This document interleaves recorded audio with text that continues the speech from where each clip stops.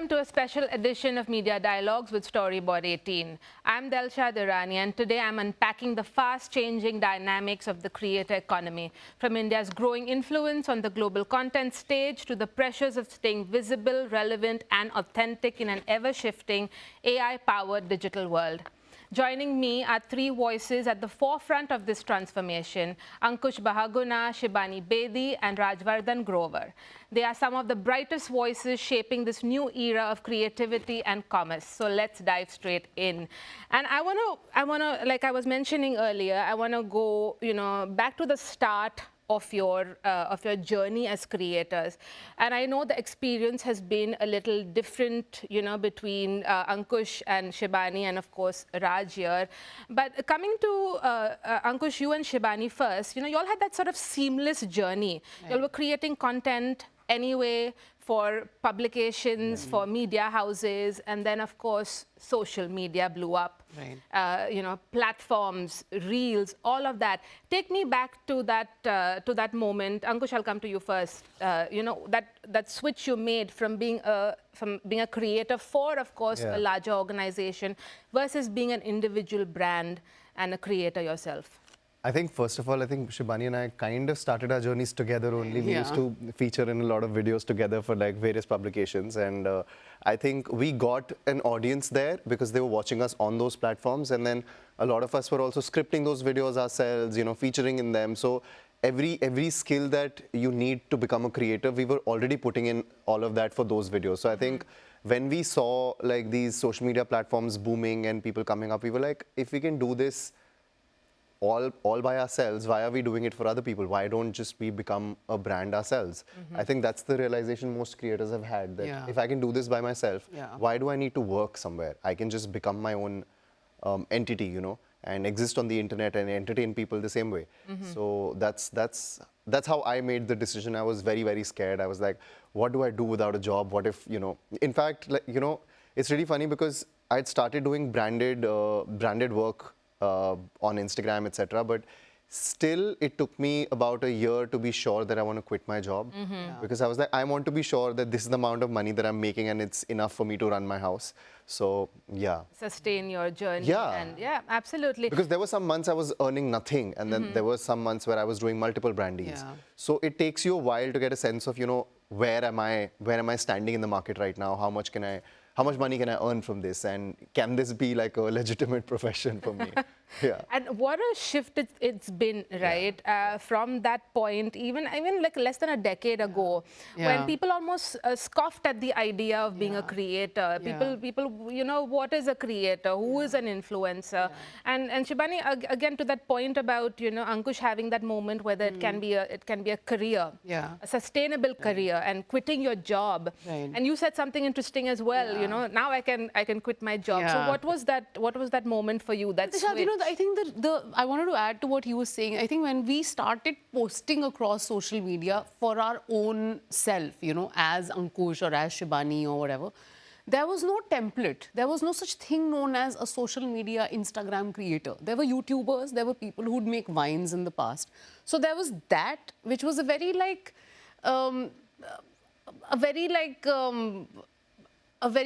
vague, like skeletal of creatormanship or whatever, There's no proper blueprint. Yeah, there was a YouTube's creator section, but again, very few people were active in it and were earning money through it, and nobody knew much about it. There was no such thing as a creator economy. So I feel like when we took that risk, we also didn't know whether this could be monetized. Right. Like I remember the first brand deal I did, I got paid 30,000 rupees. And I was like, मुझे सिर्फ 30,000 रुपया एक video बनाने का मिला है. And I was like, अच्छा ऐसे 2 वीडियोस कर लूँगी, मेरी सैलरी में एक्स्ट्रा मुझे मिल जाएगा, फिर तो मैं सेविंग्स करके फिर एक दिन मैं जॉब छोड़ दूँगी. I would do the math. Retirement. Yeah, like I was like, I do the math like that. अच्छा ऐसे एक FD बन सकती है, अच्छा इतना एक्स्ट्रा कमा लिया इस महीने. And then I think through COVID, when all other native platforms of marketing got a little compromised and they came to a halt, online marketing was the only medium people had. And then I think a lot of people and even the apps sort of like changed their algorithm. It became a lot more inviting, and which is when I think more people started becoming a part of the creator ecosystem, and then it became a full economy or a marketing, section. So yeah, I mean, I think I also had that realization around COVID when I realized that this posting and amassing followers, and I honestly, for the longest time, I came into the world of making videos from an actor standpoint. Right. But मतलब Covid के time पे मुझे लगा भाई घर से जाने का तो कोई ऑप्शन नहीं है. That's when I aggressively started posting, making content, and then suddenly the revenue that started coming in was higher.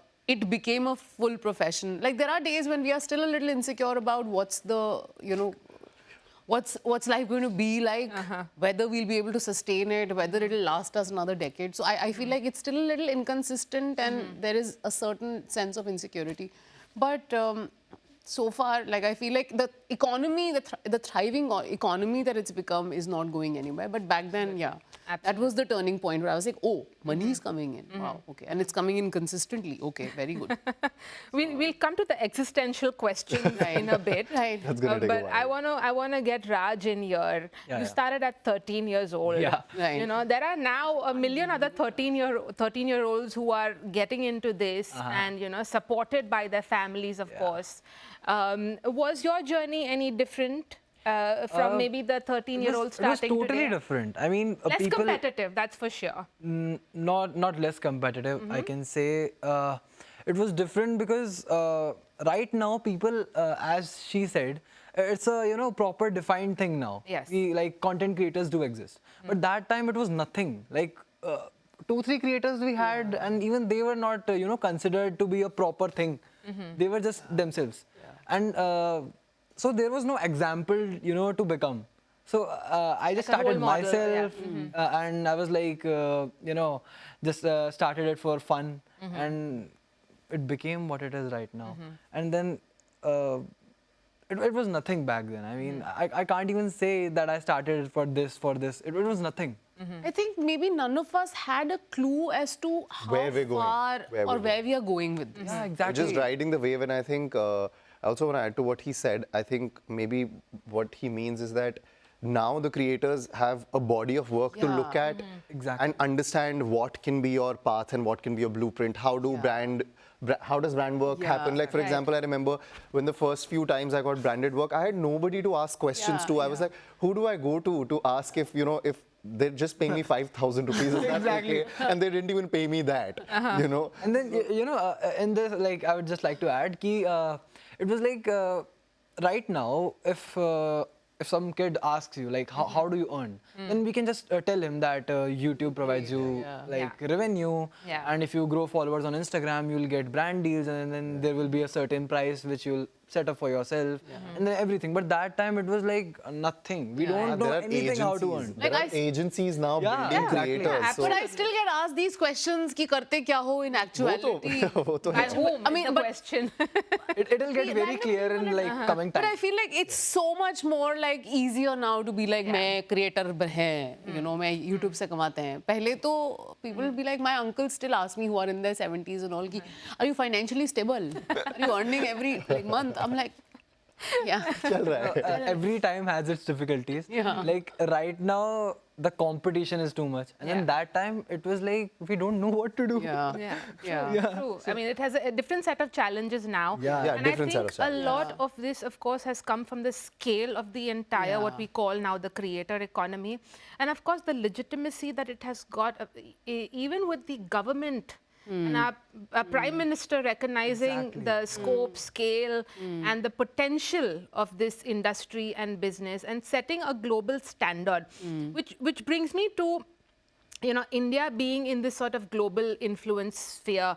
What do you think has sort of propelled creators and the creator economy to this stage? Is it, I mean, setting aside the pandemic, which has fueled a lot of this growth, but setting that aside, is it the platforms? Is it technology? Is it creator evolution, or something that is very uniquely cultural to India?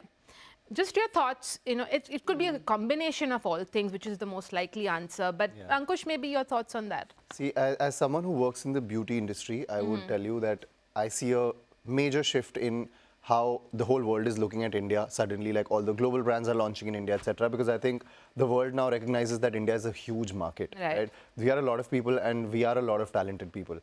And I think our culture is also so diverse that regional content in India works really, really well. And I think that has to be about just the fact that there are so many cultures people can represent and make content about. And I think India loves relatability. We love watching people who live lives like ours, and I think that's why it's boomed. And all the platforms are focusing on India, and I think it's obviously a combination of everything. But there's always been this scope. I think this exposure is finally booming in India now. I have a different opinion on this, like why it has bloomed. Like pandemic is obviously an example. But in India, people are very talented. Like everywhere you will find talented people, like they're dancing, singing and everything. But there was, to get fame, there was just one way to establish themselves, just to go to Bollywood. Because I was just going to say that. I feel like this platform gives people autonomy over their talent, over their fame, over the whole idea of being a celebrity, which isn't hegemonized. It's sort of democratized fame. And I think that's why a lot of people who would hegemonize these areas where an artist could only rise on their terms or whatever, have such a big chip on their shoulder. Everybody loves to hate creators and these influencers. Like, हाँ मुझे पता है तुम क्यों hate कर रहे हो? Yeah, the fact that anybody now can become a creator, like it doesn't matter what your job profile is. Like recently I was watching this person who works for like a delivery app and he was making Get Ready With Me videos and like a lot of... Blinkit guy, right? Yeah, the Blinkit guy. Wow. It's amazing. It's amazing that there is so much access to everybody, which... I have the closest example to this. I mean, even my Tauji, my father's, elder brother, it's like he and even my father, they loved to act. They were actors in their time, but they couldn't go to Bollywood. But right now, my father is, acting in my videos, and then he's getting that fame. And then my Tauji also, he creates TikTok videos on his own. So it was like, everyone gets their boost. Like, they couldn't do it that time, but they can do it right now. A lot of this is about sustaining careers, the financial viability of this, because let's face it, if it weren't financially viable, you wouldn't do it. For so many years. Exactly, for so many years. It would be a hobby perhaps, or something that you do on the side, but you wouldn't be able to quit your job and do this if you didn't have that. And a lot of that, of course, comes from platforms, monetization, but I'll talk about that later. But I'm assuming that a larger chunk of it is now brands and your commercial deals. And we spoke briefly about how that has changed as well. But Ankush, do you remember, you was talking about your teething problems, trying to figure out commercial deals there. How is it different today? Apart from, of course, the basics of, having that structure in place, are your conversations with brands, how have they evolved over time? See, I'd like to say there are multiple aspects of it. One is now creators, like at least people who've been recognized in the field, they have a proper team, they have agencies representing them. That does solve a lot of problems. They can put your name out in the market now. Like when we had started, we didn't know how to tell brands like, I'm also a part of the scene, look at me, you can also, I have great engagement, whatever. But now you can sign up with agencies who will do that for you. Your ecosystem is there. Yeah, you have a whole ecosystem. The people running the brands now understand what digital marketing is. They allocate a certain amount of a certain amount of money for the whole year that they're going to put into only digital marketing, right? It's not like a one-off case that I come to you and I'm like, hey, you have a brand, I have this platform, why don't we do something together? You already have a budget for it now. Yeah, and within that influencer marketing specifically, we've had global 100%. CEOs say that we are putting aside these many millions just on influencer marketing. Yeah, so that's happened. I also feel like brands are finally starting to realize that the fame, like there's no gatekeeping fame anymore. Like anybody, like adding to what Shit said about democratizing the whole scenario, there's no gatekeeping anymore. Anybody can become a key opinion leader now. The same brands that were shelling a lot of money on, like, let's say, A-lister Bollywood celebrities are also now looking at, where does the ROI come from? Right.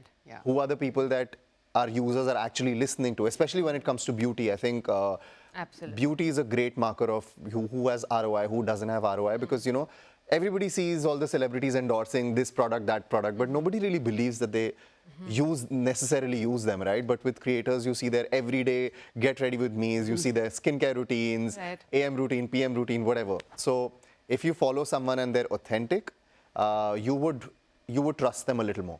Yeah. And I think brands recognize that. And I want to just pick on this because it's really refreshing to hear you talk about ROI.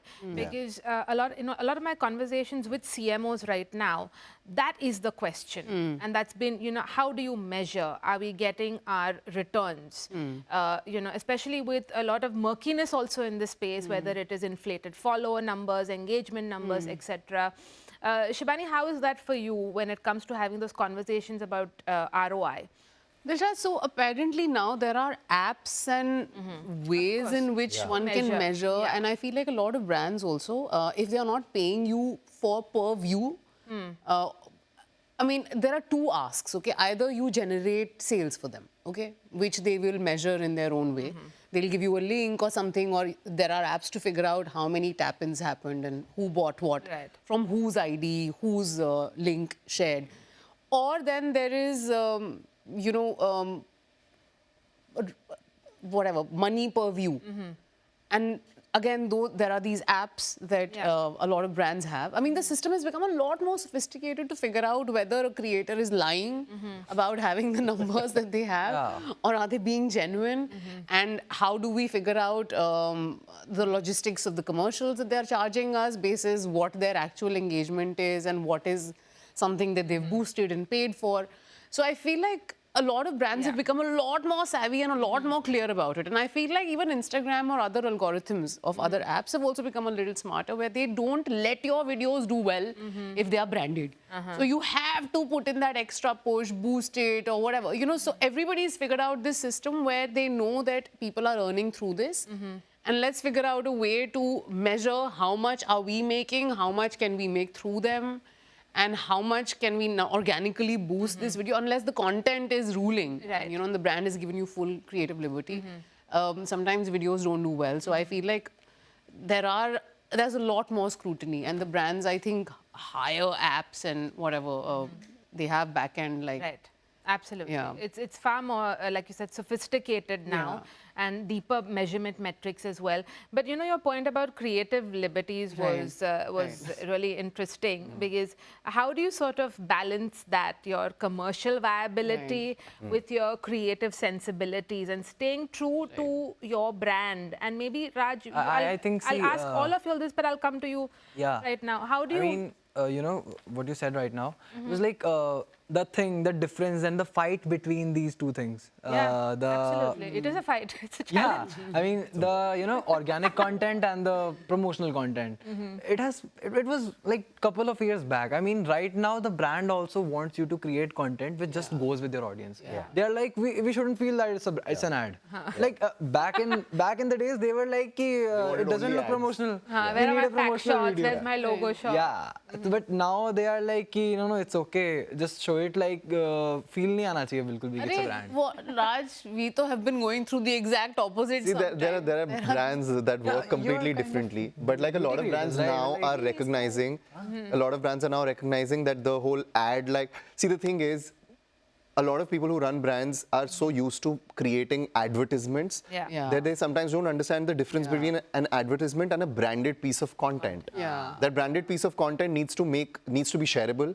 That's when it's going to get views. You can't, like with ads, what happens is you shove it in people's faces by showing it in the middle of your match or like your TV serial, whatever. With content, it won't reach your feeds if it's not shareable, if people are not engaging with it, right? For that, it needs to be made by the content creator as per what their audience likes. And I think some brands have gotten into that now, understanding, and now they tell you, listen, like, we want to make it like this, but if you tell us there's another way this will work better, we'll listen to you. But that's lesser brands. But there are a lot of brands now who want your video to be an ad. Down to the T, down to them controlling what clothes you're wearing, what side angle. And then they are like, we want views also. Like sometimes. Then how do you deal with that? How do you deal with that then? I just clearly, I just clearly tell them that if you didn't make it the way I want, then don't expect views from me. I'll make it the way you want. Then there's no guarantee that if you do it your way, you'll still Like, get the views. I don't know. I just guarantee it, and like views eventually come. You can, like, you know, I know what my audience Because you're likes. sticking to your guns. But, Yeah, I mean, exactly. so how do you fight, Ankush? How do you fight back when this between commercial viability and staying true to your creativity, yourself, and of course being relatable?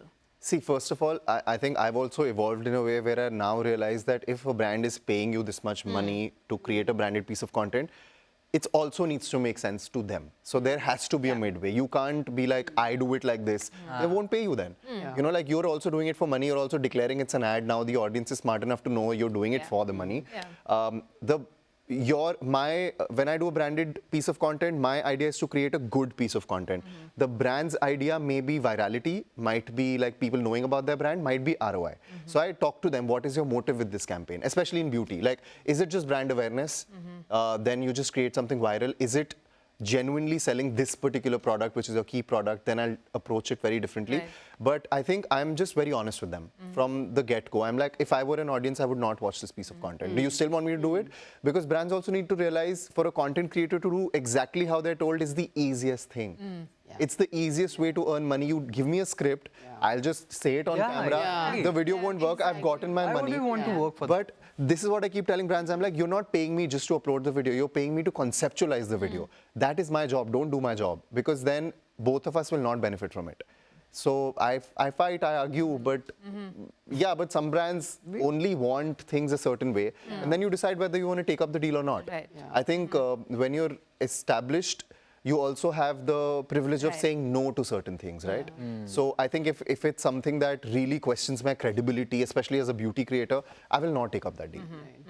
Even like, you know, we don't want 90-10 ratio. We just want 60-40. I mean, listen to us 60 and then 90-10 would be great, but they don't like it. But what I'm hearing is more of a collaborative, more mature brands and clients probably have a more collaborative approach and realize you're not just a broadcast medium. Yeah, we're not an ad page. You are not. You're not. You know exactly. How do you do that? How do you sort of balance where you know you have a script and everything to stick to, but also your voice, your true voice. Right.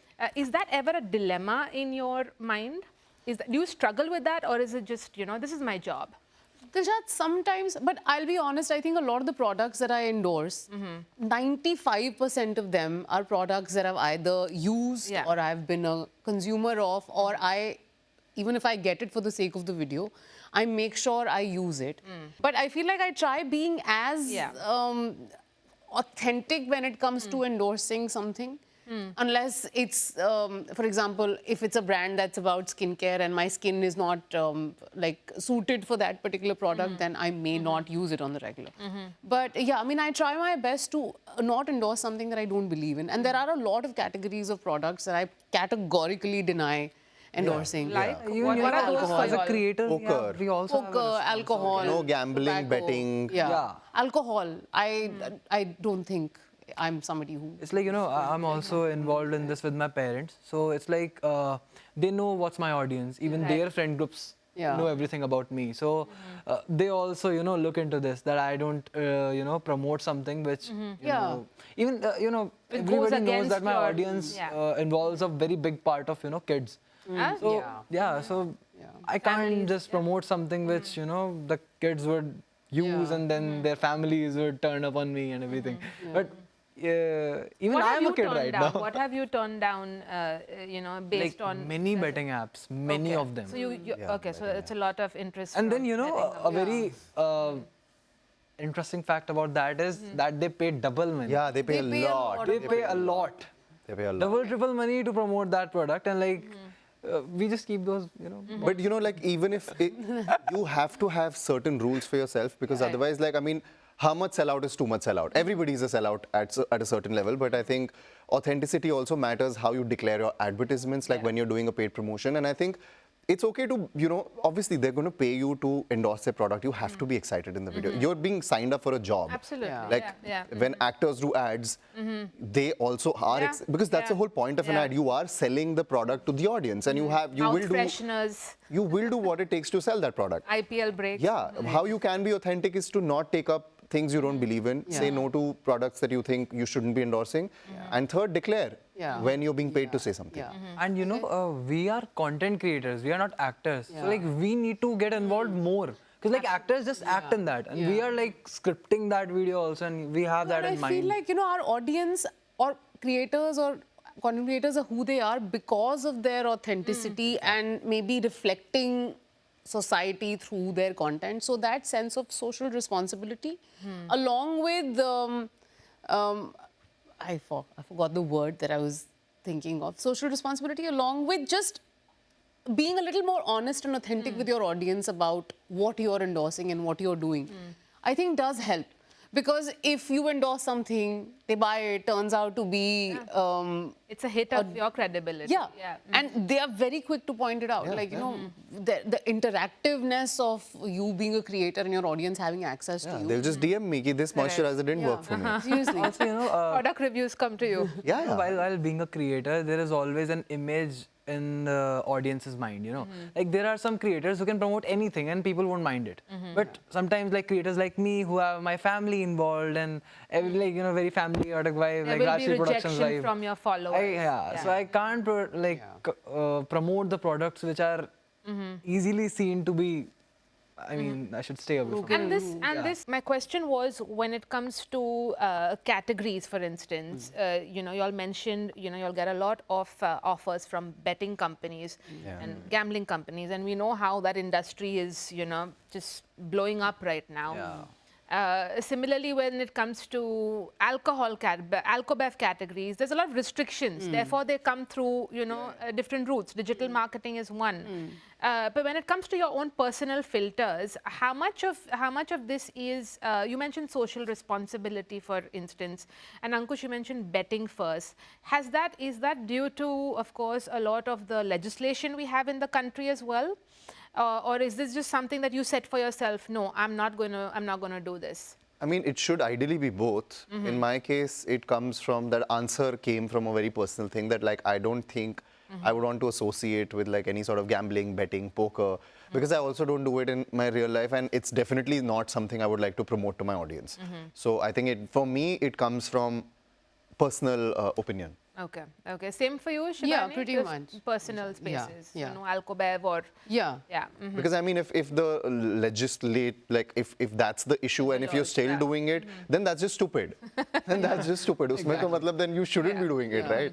So, but yeah, it's mostly just... I feel like the social evil aspect of it sort of makes me not want And to. I think everybody takes those calls on a personal level, but it also depends on which stage you're at. Like, for example, if this is your primary profession, who's to say people are not going to do it when they're really in the need of money, you know? Yeah. I don't know. Like, I'm also saying this when I'm at a stage where I know that most of my business will come from beauty or like comedy, where I can afford to say no to whatever I You want have to say. that brand, you've established your brand in that space. Yeah, because initially in my career, I have taken up brands I didn't believe in because I had to pay bills. Yeah, same. And I have seen one thing, like in initial stages of your, you know, content creation journey, these apps come like they, you know, contact you the most, like in initial stages. And if you reject them, then the actual brands come. If you once, you know, get caught up in these things, the actual brands won't ever contact you. It's like they just think like, no, he promotes betting and we can't, you know, associate with him because he is associated with betting. So it's a very Again, you know, the maturity on the marketer side as well. What sort of generally, what kind of you know, brands approach you, Raj? I have been approached by like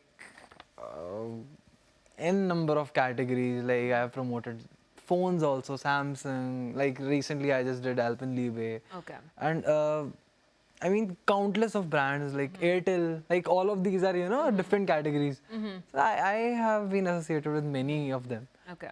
Yeah, So and wider. also like I think my videos are literally like there is no abuse in those, and you like a lot of parents meet me and then they are like, "Ki, whenever my kid is watching your videos, I'm like I don't need to say no to him or like I don't need to, you know, check if he's watching something bad or not." Snatch the device Yeah, away. so I think that also matters to the brand, that you know my brand shouldn't be associated with someone who has a, you know, a specific kind of what should we say, a specific kind of image in front of his audience. Like my image is clean, cute sa pyara sa bachcha, so theek hai, so they don't have anything. Absolutely. But before I get, because you know, each one of you, of course, mentioned authenticity, and we'll come to that and the question around AI. But before that, I want to talk about the platforms themselves. And Shibani, you spoke about, you know, how you know, algorithms change. Monetization policies change. I'll just come, you know, maybe in turn to each of you. Which platform do you find, Ankush, is, you know, the most sort of suitable for creators today, or the most sort of creator-friendly policies, or something that you find less challenging compared to others? See, in my particular case, I've found it a little hard to balance out all platforms at once. So I think I was an Instagram first creator, and I think that's where I'm still doing most of my work. YouTube also, I'm very, like, I'm not as regular as I would like to be, because like now that I've established myself in beauty, I want to go into like proper long form beauty content, and I think YouTube is the right way for that. So I think it completely depends on what kind of content you want to make. Like, is your skill set more supportive of the short form content or the long form content? Ideally, it should be both for you to sustain yourself in the long run. But I think right now, most of my focus is on Instagram. This year, I want to balance it out a little bit with long form. With long form, because do you see, is that because you see, you know, of course we've been talking about how everything attention spans, everything is shorter. Yeah. But do you also see a lot of takers for long form? Is that why you're sort of going to be channeling some of your energies into that as well? See, I feel I'm done chasing virality, because I think virality can only do so much for you. I think beyond a point for people to take you seriously, especially in beauty, like if you want to be a key opinion leader, I mean, there is a lot more I can do than just make like a 90-second reel. You know, sometimes that's a whole new audience to unlock. So I feel like as a creator, if I can serve them this and that both, that's a win for me. And I feel like I'm also, currently I'm more inclined towards making like long form beauty content. So I think this is more of a personal decision also, because like, I'm not going to stop doing reels because that's what's getting me all the business. But for me to diversify, for me to expand my horizon, that's my logical next step. Is that a, you know, experience that you are also going through, Shibani, where you're you know, doing more different formats or thinking about formats differently, platforms differently? I am, Delshad, because I feel like, as Ankush said, that given that there are going to be, like every month, there are a bunch of new players who enter the market. I think at this stage, and once you've been in the business long enough as a creator, you want sustainability and longevity more than virality, because virality can take you so far, but that's not the only thing that's driving your relevance and your positioning in the market. Ultimately, it's about how strongly you've established yourself across the mediums as a brand in its own capacity. Like, if you look at actors, for example, they don't have to have a super hit movie coming every 2 months for them to be considered stars. But they have established that legacy for themselves, so that, you know, they are taken seriously, they are taken as celebrities and are given the opportunities or platforms that, you know, maybe a celebrity of their stature who has credibility is given. So I feel like that's something that I'm also, that's the tangent I'm also on. I feel like, as Ankush said, I'm also an Instagram first creator. Like, I think a lot of my business and revenue and my numbers are a lot bigger on Instagram as compared to YouTube. But I've realized YouTube's algorithm is a lot more easy to manage. I feel like Instagram's very confusing sometimes because the algorithm is very rogue. Like you don't understand what, like I may put a video today, it may go really viral, then I'll put the same video 2 days later and it won't even get me 10,000 views. Yeah. And that's really bizarre because I didn't do anything wrong. Everything is pretty much exactly the same. YouTube that way is a little more consistent, a little more predictable, and all you need is to post long form, short form. The monetization aspect of YouTube also somewhere gives you a little bit more autonomy when it comes to earning through your content without actually relying on other people and brands paying it to you. And there is no time limit, I guess. That's one of the reasons why if your subscriber base goes up, you But can even actually- YouTube is now promoting shorts a lot more. Haan, but I feel like it doesn't get in the way of long form content 100%. because of that. Shorts, maybe there's a predictable scaling. Like, the fact that I've been regurgitating my shorts from Insta to YouTube has gotten me more than 3,000 subscribers in less than a month, which is weird because I'm not doing anything new for YouTube. There are times that I post a video which has the Instagram watermark also, and yet it does well. I have an answer to this, like a solution, because like I have been doing both of these platforms from years, so I just know about this thing. It's like YouTube is like people in audience mind. It was like the proper source of entertainment was YouTube, and Instagram was more like knowing others. Yeah. So it was like YouTube is now basically promotes comedy more. I have seen that. YouTube promotes comedy more, and Instagram used to promote fashion and beauty aesthetics. more. But nowadays it's like people are more engaged in brain rot and everything. So reels have also started emerging as a comedy basically. They're also promoting comedy. So it's like and then one more thing which she said, it was like serious, the audience taking you seriously. I think it's like the people who make long form content are taken much more serious by the audience, because if you can watch someone for 10 to 15 minutes, if you can watch someone and you can listen to someone for 10 to 15 minutes or like 20 minutes or 30 minutes, that's it. I mean, Incredible. if someone is listening to you for Incredible 15 now. minutes, then Yeah. it's So adding to what he just said, I think the major difference between Instagram and YouTube is also that YouTube people go with intention. People open the app to, like they have an intention of watching you. So that's where more loyalty comes into the picture, I feel. Instagram is also something that people use for their own selves, like they'll put a selfie, they'll upload it, they also want to see what their friends are doing. If your content reaches their feed, if they like it, great.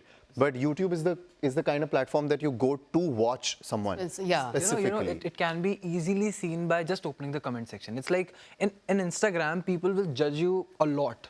Like the videos which I make, it's like they are very family friendly. So on YouTube, it's like they are very happy. They are just commenting good. Like you won't find a negative comment. Like no critics are there on YouTube because they are all happy. They're just watching. They're very loyal. No, I mean, I'm not for everybody. I don't know. It's like, Not for I mean, everybody. for me, because my content doesn't have anything to hate about. No, fair. But you still have Hate on haters my- on Instagram, you're saying. I don't know. I just don't have You should be very happy. But I because was. Yeah. This means Instagram is showing your videos to even people who don't follow you, who are probably No, coming he's and talking about leaving those YouTube. comments. No, YouTube, his audience is very loyal, he's saying, and they're very nice. Yeah. YouTube, I've gotten a lot of hate on YouTube. Same. A lot of hate. And I get shamed for random things, like buddhi bol deng. Like, it's not about the quality of my content also. It's like, oh, buddhi, dekho, buddhi. Like, acha, tumhe aur ko, matlab, it's like you're just objectified. Like, I feel like the audience is brutal, but they are, I do agree that YouTube is a lot more kinder and forgiving.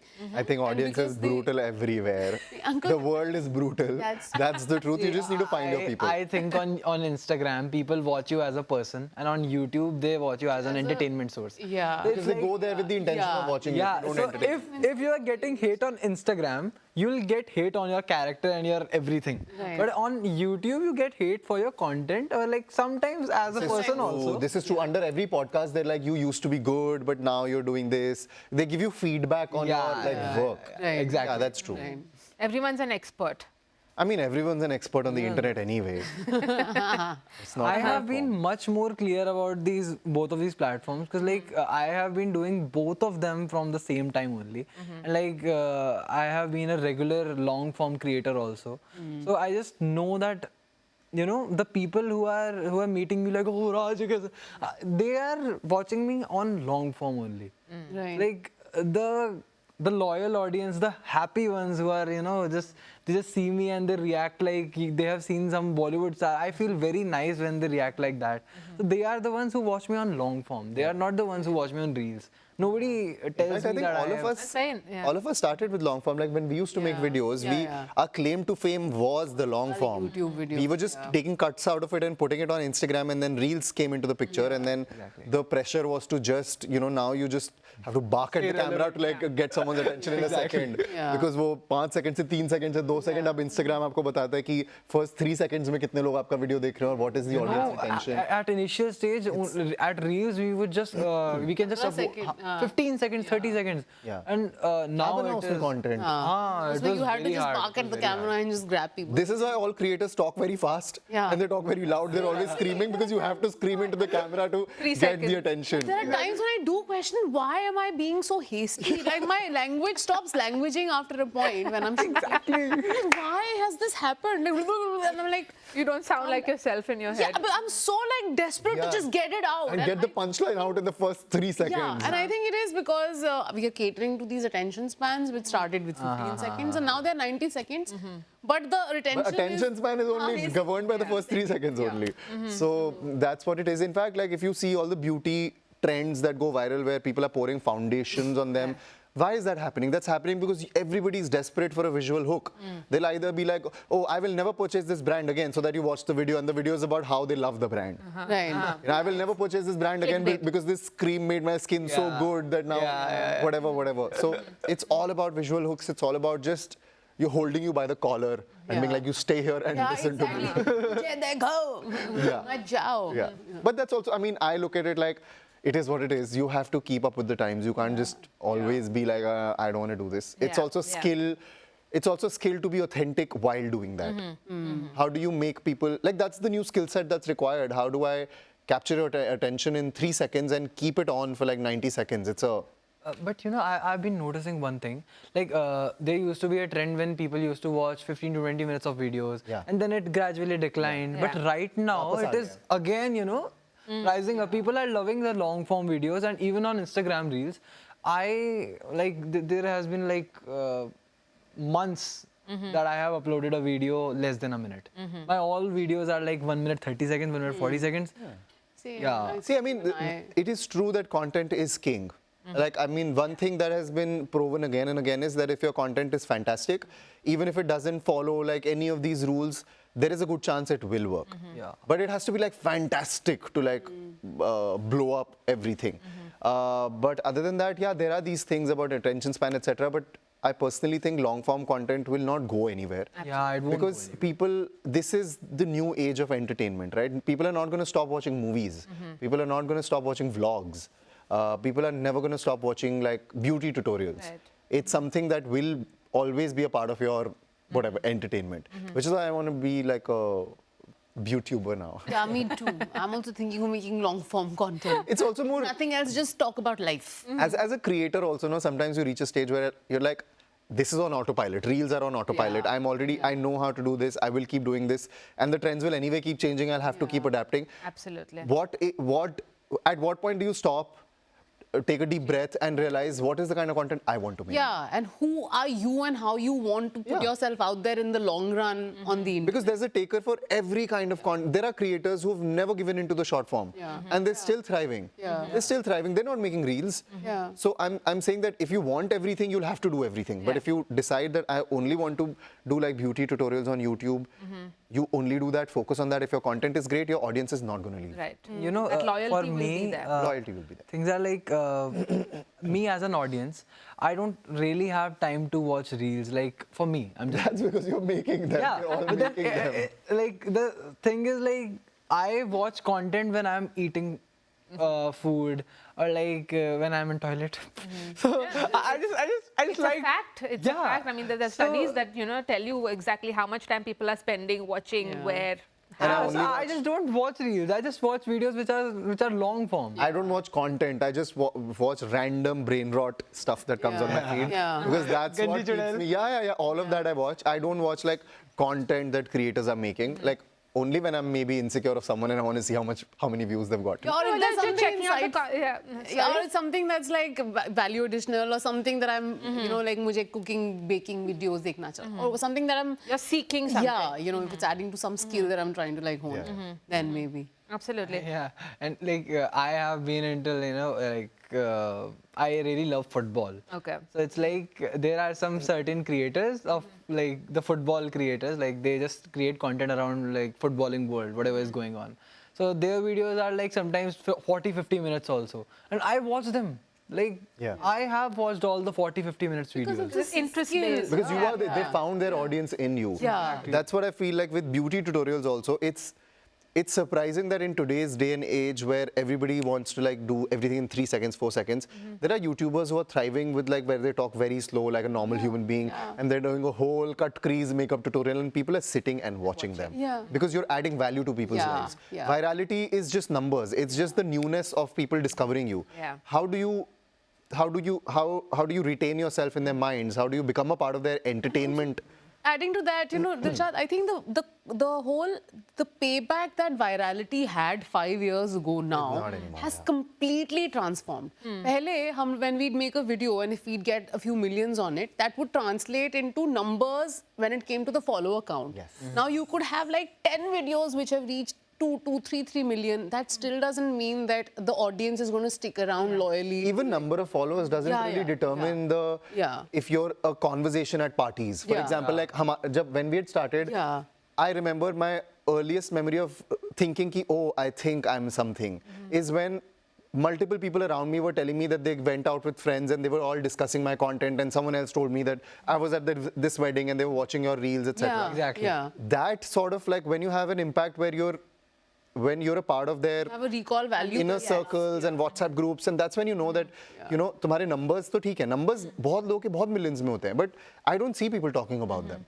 They may not have impact on you.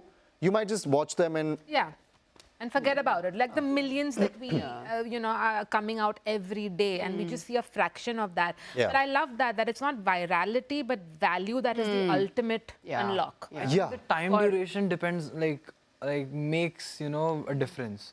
Time duration of the videos.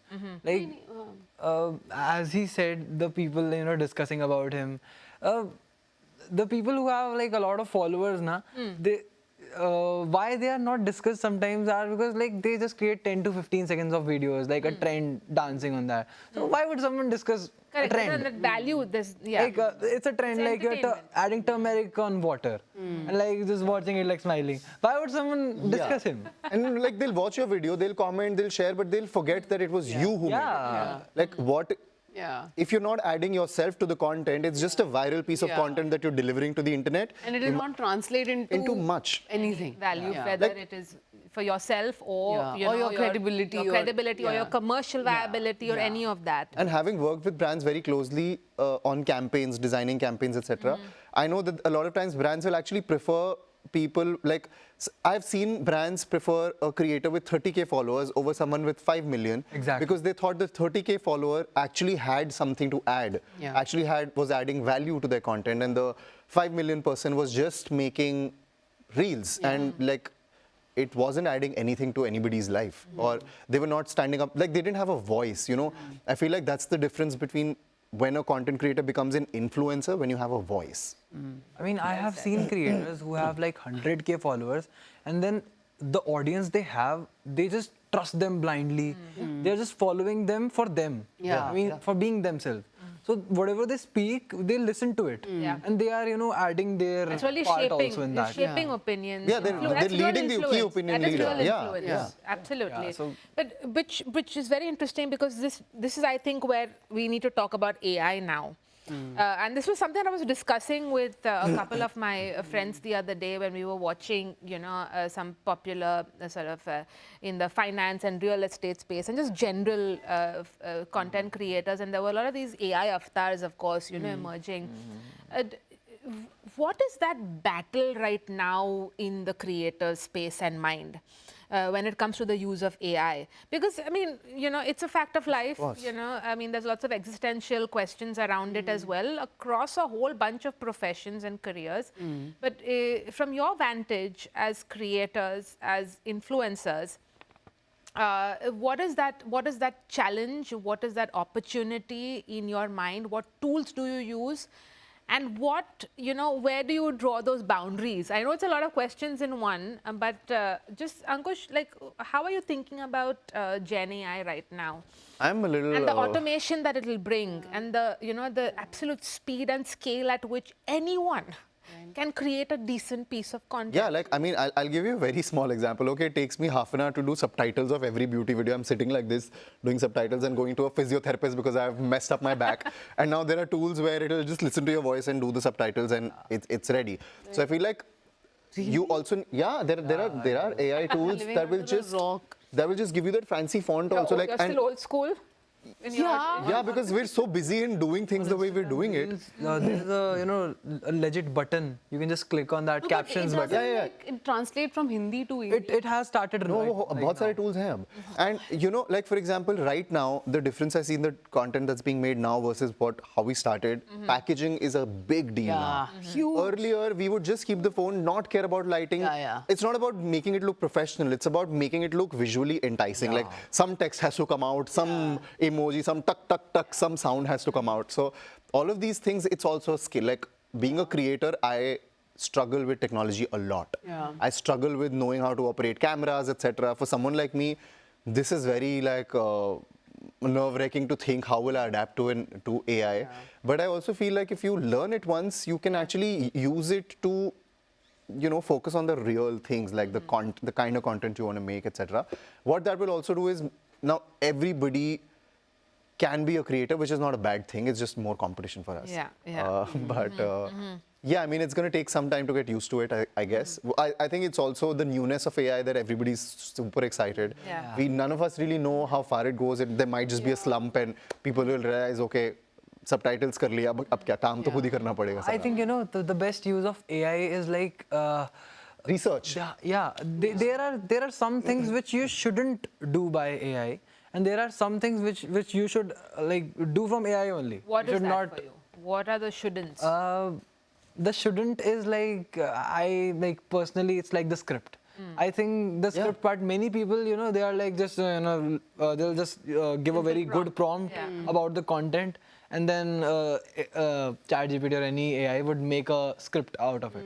But you know that doesn't have that your voice. Yeah, it doesn't have your voice. Then we are like a normal human being is not an actor who can just read it and then do it in his way. So we got famous, or people are listening to us because we wrote that content in our way, and then we were the ones who were speaking that. And then they liked us speaking that. Yeah, you can't make AI do everything on your behalf. Like use it for the things that make your work faster, like subtitling ho gaya, graphics ho gaye, edits ho gaye. But like for example, if your voice comes through in the kind of one-liners that you put in your content, etc., that should come from you. Because otherwise then everybody's going to be a creator, but nobody's going to make any impact. Because I think, I don't know, is it right to say that it might just take away your individuality? That's the fear. That's the fear, right? But it might happen, sounds the same. I mean, if you're on LinkedIn, you'll see it. You know, it's pretty much everybody sounds the same right now. And going back to your point about having that voice and that eventually bringing that value, is that us? I mean, you're nodding with what Raj and Ankush are saying, Shibani. Is that a struggle? You think about that a lot? I do, Dilshad, and not is just, it a fear is for you? Well, I feel like when it comes to the creator scene, well, as far as the tools that, as a creator you use when it comes to packaging and maybe even scripting, you can't completely rely on AI. And I think right now the scope of us leaning into AI is just this much, maybe eventually editing or whatever. But I feel like generally the advent of AI like I was at a shoot and I was talking to a DOP who's, basically, and this guy told me that there are AI tools now where you give them 5 lakhs a month and over time you can actually create an entire, like a lot of jobs, a lot of people in the media or in the filmmaking business, our jobs are going to get very redundant very soon, which is what I fear. Now, I don't know, and again, the problem is it's all improving and like everything is evolving very fast. Very fast. So in the next 1 year, what the world is going to look like or what this ecosystem will look like is nobody knows, nobody can track it. I also feel that it's going to standardize the creator industry in a way where it's probably not as creative anymore, and the monies that we make will be much lesser. I fear that because, you know, like take into account, for example, if a brand buys ad rights, and this is happening, by the way, brand buys ad rights to use your face. Right. They can use an AI tool to actually do photo shoots with that one brand usage that they have, and you don't have to turn up on set. So you don't get paid the same amount of money that you are making right now. They've just bought your face, your voice, and now they can just create. So it's going to become like everything is going to be like AI generated maybe, and this is scary. No, because you know, if they make a person that's also AI generated to endorse it. AI influencers They can create their own AI influencers. Exactly. But there was one point in my mind. It's like, you know, the videos which we create, like creators like us, it's like we observe and notice very small things of life. I don't think... No, but No, but Raj, you'll be Raj, surprised I how disagree, sophisticated ChatGPT is. And I have taken the liberty to sometimes, you know, give ChatGPT prompts to get like to script something for me and make it better and make it better. The kind, because you know what it does is, uske paas it has this whole ecosystem to research from and pick the best of the most relatable things and create a skeleton for you, which you can keep improving and sharpening. No, someone can put your name on the chat GPT and say, you know, like make me a mix of this. Oh, Yeah. It's actually, we could have a mix of all three of you. It's true. I mean, it is. I feel like that's something that, you know, I mean, it'll make like the job of writers redundant, okay? As a creator, you'll still maybe benefit from it on days where you're not feeling very creative. I had, you know, heard about this job also, prompt engineer. Prompt engineers. So if someone is, you know, great at writing prompts, then It's a can do full-time, wonders. it's a full-time profession. But you know, the thing that always comes out most when you talk to marketers also, you know, and what they seek in their partnerships with creators is authenticity. Now the whole aspect of authenticity comes under immense questioning with AI in the mix. Whether it is scripting or using avatars or, you know, whatever it is. I think you all have addressed some of the fears that you all feel right now, but is there anything else going forward that you need to keep an eye on as other creators emerge in the field? When it comes to technology and AI, what are you keeping your eye on? I think, like, personally, I'm just keeping my eye on what I want to believe and what I don't want to believe. Because it's hard to a tell. lot of, like, recently, I saw some influencer's photo, which looked like a great photo shoot. And then I later found out that it's all AI. Like, this person did not wear these clothes. This person did not go to this location. Yeah, you can, like, I spent so much money hiring a photographer, you know, like sourcing clothes and like going to a studio and doing a whole look. I can just do it with AI. But would you do it? I mean, no, but at some point I might. Like, not right now, but if that becomes the norm and the turnout has to be that quick, that, you know, like now you can just sit at home in your pajamas and post a picture of you in France and Paris and whatever. And that's what the brand wants you to do. Oh my God. Who knows? And there are cost efficiencies there as well. And So again, the brands will be paying you less and paying AI more to like have those tools in place. I don't know. Like, these are all just scary thoughts. I'm appalled. But what? But I mean, like, Something like is this this the can first happen? time someone's been fake on social media? No, Shibani? Ankush, but like to have this whole setup created where they are you can. That's also right? I mean, this wouldn't be the first time. It's just a more sophisticated faking that's going to happen. we're always resistant. A faster, a much higher scale of faking that will happen. Yeah, right? people are buying followers also, right, and deceiving people. So deception has always been a part of human beings, and until now, I was believing that no, the observational things are only. no, deepfake videos look so real. Deepfake videos, dekho. All the deepfake videos, you don't know. You don't know, like, as whose creators face also. is being used. As creators also, how do you legally protect yourself if a brand has taken usage of your face? Like, I know a friend of mine who, not a friend, but like a fellow creator whose deepfake video was all over the internet where a brand had been using it with her face. Dude, you know her. Oh. Yeah. Yeah. And her video was being used like extensively, and I think people reported it to her, and I think she maybe took some action.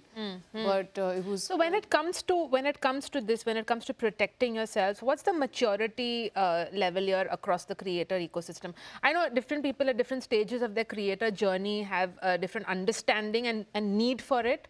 But as established individuals and brands in this space, how are you all thinking about protecting your brands and your identities? And how much of that onus also falls on, whether it's platforms or, brands using it? Of course, now you have you have councils, and you have more slightly more structured reforms coming in as well. But what's the awareness level? The humanity is saving us. I don't think people. You don't think about it as much right Nah, now? I just don't think about it. And then I think if someone has to, defame me, then there is no way I can protect myself. I don't think. Like, there are millions of photos of mine uploaded on Instagram and everywhere. The videos I have posted. Data is How can I anyway not protect secure. myself? Yeah. Data is anyway not secure Yeah. today. I feel to answer your questions, I would expect creator agencies to play a big role in it because they have access to the best lawyers out there. I think all the platforms are also coming, like for example, ASCI guidelines that Instagram came up with, that you can't post a sponsored video without declaring that it's an ad. Yeah. I think with time, all of these things will also come into the picture, and then this is going to become a system, but I think we're too new in this right now to have any sort of blueprint. So I think it's a completely new world that we're entering, right, with AI. So I think the more mess ups happen, the more rules will be made. I think, we don't even know where it could go from here. Yeah. But I want to, just touch upon a couple of other things, especially post-pandemic, when we've been talking so much about mental health, and we're talking about the influence of influencers. We're talking about social responsibility, all of that. What does burnout look like for y'all? What does mental overload look like for y'all? For instance, I mean, I can't even imagine what you go through on a daily basis when you just read the comment section. Whether good, bad, ugly, whatever it is, right? It's bound to have a impact on, your sense of yourself. Maybe if you could just share out of your personal experience, like what does burnout look like? You started at 13, Raj, right? Yeah. That's like, I mean, I don't want to give away my age, but there was nothing of that sort when It's okay, but, we were 13. But See, first of all, it's a passion of mine. I love making content. I love making people happy. So it's like and your parents supported you. Yeah, and then when my parents support me, then burnout, like a word like burnout doesn't actually exist. But yeah, sometimes I'm like, bhai, ho gaya, ab nahi ho raha. So there is like another thing. My parents, boost me a lot in this thing. Like whenever I'm just done with it, my parents are like, bhai, you have left your studies for this. Do it. Pressure. That's pressure. Not just pressure, but they positively also support me in this. Like with time, even they have been skillful enough that they also sometimes write scripts with me, and then like they help me a lot. So I think the team, like it's my parents, but for other creators, there is the team, which pushes them that no, we should do it because like that's our work. It's not just entertainment, so do it. So if you have a team, I think the team supports you a lot in this burnout phase. Shibani, I mean, what have there been situations where you've, I feel like I think burnout for me, firstly, I feel like creation is a very isolating job. Sometimes, if you have a team of people or a bunch of people you're collaborating with, or if you have, like, for example, your family supports you in doing this, but when I create and when I write, it's just me. And, maybe one person I sometimes hire or outsource or whatever. And the way I shoot it also, everything is very isolating. And sometimes, the chase is never ending because every time you post, you get the numbers you get, and then you have to reset and post again. So the chase can be very tiring. And if you've been creating for a while, the burnout, I feel, looks like creative blocks. Yeah. Just getting tired of being on social media, just this tiredness around the anxiety of the numbers and the lack of escalation and the temperamental nature of algorithms. So yeah, I feel like, I mean, the burnout aspect sometimes it does rain heavy when it comes to my content creation journey, or because it's tiresome. Sometimes it's really frustrating. You question yourself. Creatively, you feel very saturated and sometimes very lonely. Right. Your friends won't understand what you're going Yeah, through. exactly. Yeah. Like, I have to see my creator bestie Yeah. who started as a creator bestie but is a best friend or whatever. I mean, whatever. I need people who can understand this struggle, because everybody... And sometimes I also seek break from people who are in the same industry, and I would like to hang out with people who are not working, in the same field as me, because it gives me fresher perspectives and Right. just something different to talk about also. So yeah. But it does impact mood, if I must Yeah. summarize it. Also fundamentally different because, I mean, it's you are every day, a lot of Yeah. people watching you, that fame, Yeah. that, again, fans, followers, Yeah. loyal bases. Ankush, Yeah. what does it feel like for you? What does it look like? Burnouts are way too many for me. Like, they're very, very often. But I think I've come to a stage where I've realized that this is not just my passion, this is my profession. It is what is putting money on the table, food on the table. And burnout to hoga. You have to first of all be okay with the fact that you're going to have burnout. So then when it happens, you're not like shocked ki, oh my God, what is this? What is this? You can just raise your hands and It's- मैं दोबारा नहीं करूँगा. Yeah, it's happened enough times to me for me to know this is what a burnout feels like. Yeah. It feels like I don't have the motivation to do what I'm doing. I'm not also sure of what I've done if I want to continue doing that. I'm not sure if it's being received well. I don't have the motivation to get up in the morning and shoot content. Sometimes burnout is just you being exhausted. You may not be creatively stunted, but you might just be like, you know what, I need to just get into the real world and not think about content, Yeah. which is very difficult to do. Yeah. Sometimes, like for example, I've told myself now every time I feel a burnout, I'll try something new. Because the privilege with our profession is you can make content out of everything. We're not we've not studied from a national school of comedy to create comedy, right? We're funny, we create comedy. If I tomorrow learn a new skill, like for example in COVID, I realized I didn't have access to makeup artists. And I was shooting a lot of content with my mom. I started doing her makeup. That's how I got into makeup. If I hadn't allowed myself that, Wing It with Ankush would not exist today. And that is what's putting more money on the table than the comedy page now. So I feel like I had sort of a resurgence because of beauty, because I tried something new, I challenged myself. I think this is a problem with a lot of creators, including me. We just want, it's very easy to be a one-trick pony. Yeah. Something's worked for you, you keep doing it till the audience gets bored of it. Yeah. How are you evolving as a creator? Are you learning a new skill? Are you learning a new format of content? Are you challenging yourself?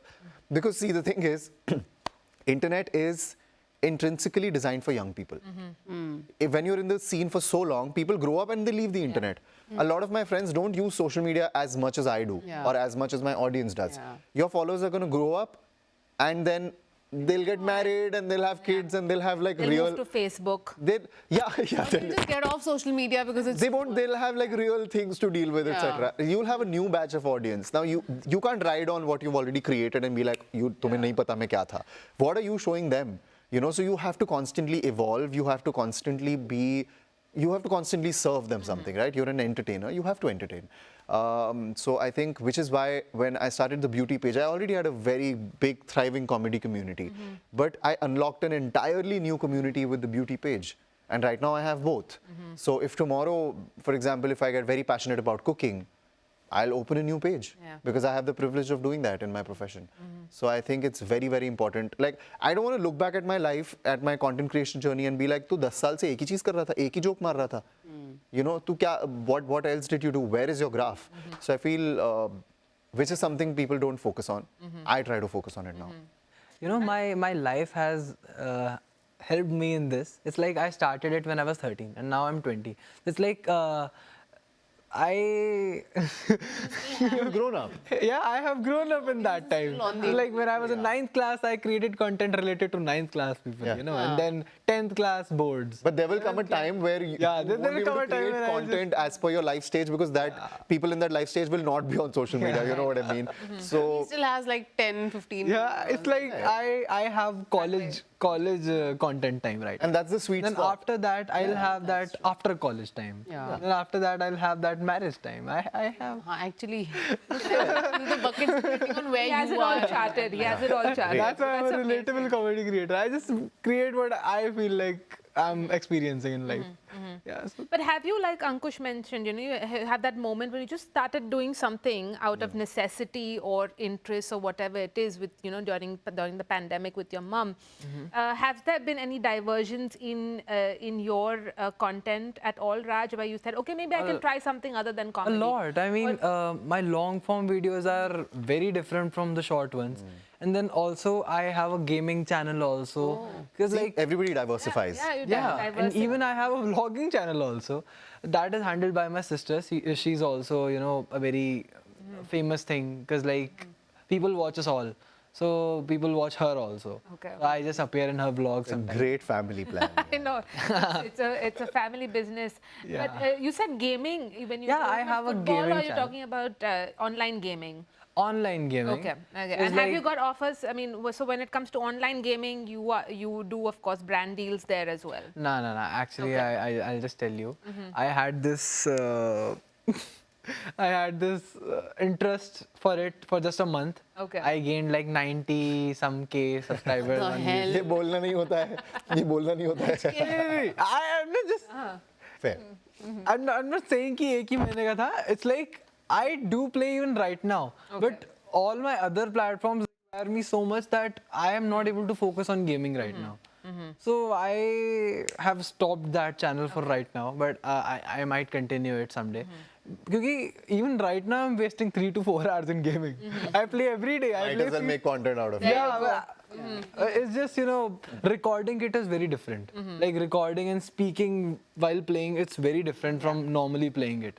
So like whoever is thinking of making a gaming channel because they play 6 hours a day, it's not that easy. Yeah. Yeah. Like I have tried it, it's very hard.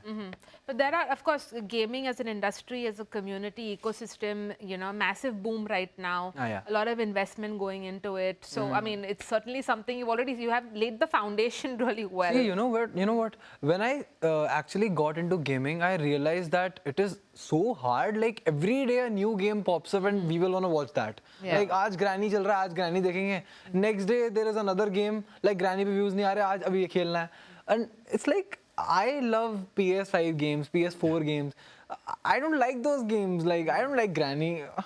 I like God of War. Why would I play Granny? And God of War people are not watching. So I realized with time that no, like So that you balance- have to be someone what people likes in gaming. Yeah. You like there are only certain creators whom people watch, like what they like to play. I think like So when it comes to people that you follow and watch, so Raj, who are those for you? I'm not talking about just as role models, right? You may go for, you know, value, or you may Yeah. go for anything else, or, you know, interest based. Who do you seek out amongst I personally your never watch people with my my category. I don't know when last time I watched a Vine creator. It's like I used to watch Ashish Anslani and Bhuvan Bam only, so they have left that. I have left them like watching another content. I just make that myself. But what I watch is like I love football, so I just watch football commentaries and everything. And then there is another category which I like, roasting. I love roasting, like people, you know, ranting about others. I have never been roasted, so I love the declarations that happen. so I just like roasting, and but you know, I'm consuming a lot of football content nowadays, a lot.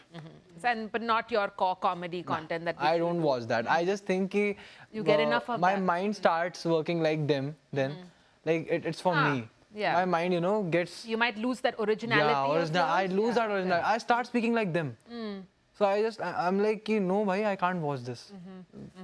Interesting. Interesting. Is happens that with me. something that maybe Ankush, do you feel the same way about watching, other beauty content, for instance? See, beauty Because content. that has to be the biggest space, I think, with comedy. Yeah. So, and of course, when it comes to commercial viability, it's at a different level when it comes to beauty content. 100%. I think I watch all beauty content because I also feel like But are you beauty. watching it as a fellow creator, consumer, or competition? How do you? Both. But it doesn't feel like I'm watching it as a content creator because I'm also genuinely invested in watching beauty content. A lot of it is, hate saying this, but nonsense. But because it's all just visual hooks and everything. But sometimes you do get to learn really cool stuff and you get to see what, like for example, a lot of trends come from TikTok, which is banned in India. Yeah. So if you keep a close check on Instagram, what's happening, you kind of get a sense of what's going to trend in India. Yeah. You know. So it's also a part of my job to be on my toes. Like as much as I don't want to spend time watching other people's content, you have to do it. Yeah. It's a part of your job. Otherwise, you'll just be creating what you're creating, right? I've signed up for the game and I'll do what it takes.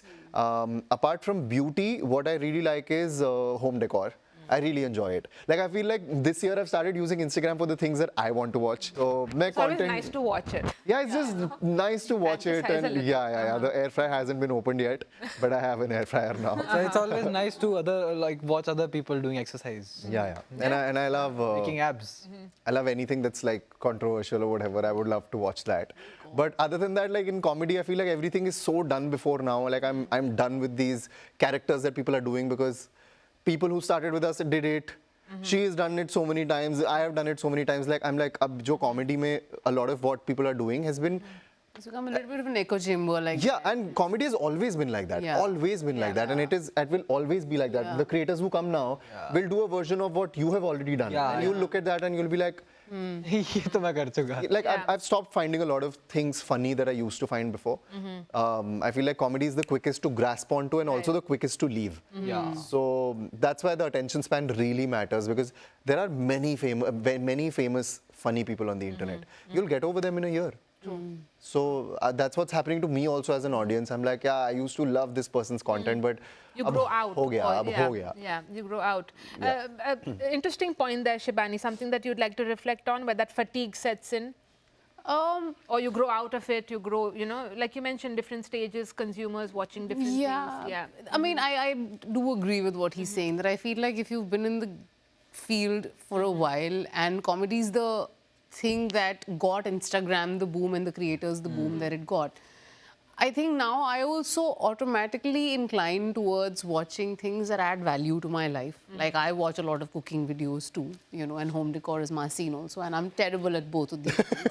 And makeup also, and I Yeah, she suck watches at that makeup, as she watches well. But it's just that something that it makes me, I feel like, okay, this is the kind of content that I want to explore because this feels like something that can help me grow a little bit in life.